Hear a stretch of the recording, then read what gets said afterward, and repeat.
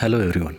Today in the chapter heat, we will study specific heat capacity, heat exchange, and measurement of specific heat, mixing method, and calorimeter. Specific heat capacity. Try this. Material: a tray with thick layer of wax, solid sphere of iron, lead, and copper of equal mass. Burner or spirit lamp, larger beaker. Procedure: take 3 spheres of iron, copper, and lead of equal mass. Put all the 3 spheres in boiling water in a beaker for some time.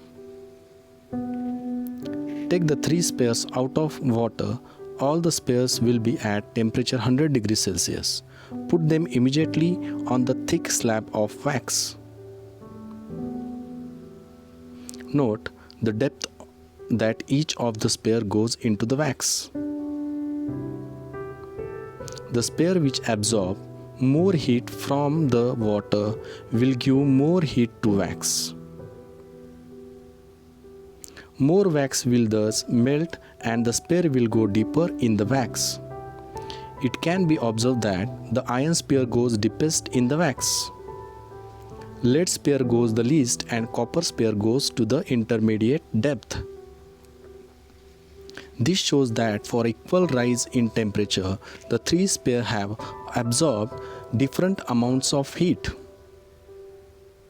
This means that the property which determines the amount of heat absorbed by a sphere is different for the 3 spheres. This property is called the specific heat capacity.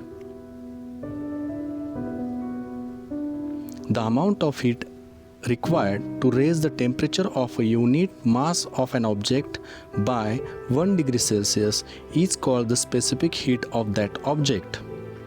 The specific heat capacity is denoted by the letter C. The SI unit of specific heat is joules per kilogram degree Celsius. CGS unit is calories per gram degree Celsius. Specific heat of an object is equal to C, mass of the object is m, and the temperature of the object is raised by delta T degree Celsius. Then the heat energy absorbed by the object is given by m into C into delta T. If the specific heat of an object is C, mass of the object is m, and the temperature of the object is decreased by delta T degree Celsius, then the heat energy lost by the object will be m into C into delta T. Heat exchange.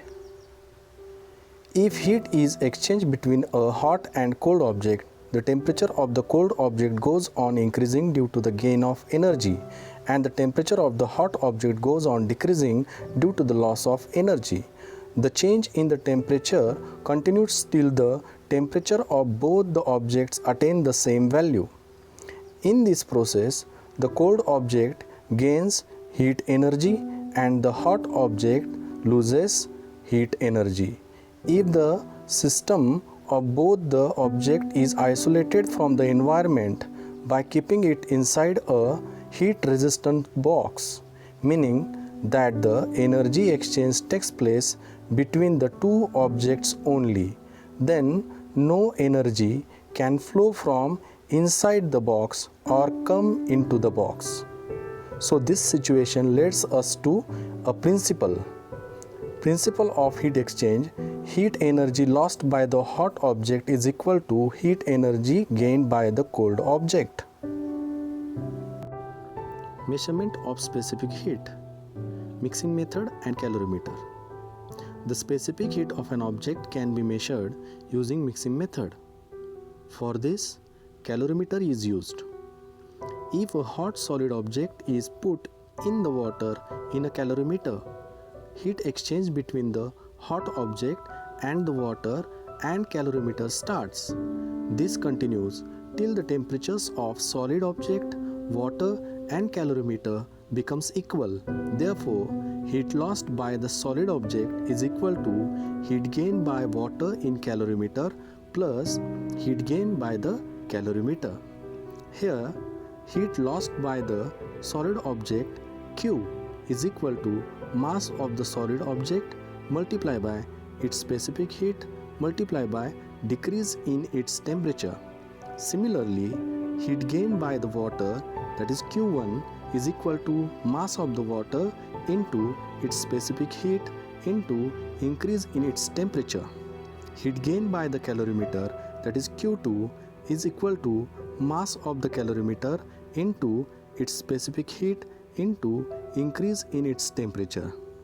Heat lost by the hot object is equal to heat gain by the calorimeter plus heat gain by the water, that is equal to Q is equal to Q2 plus Q1.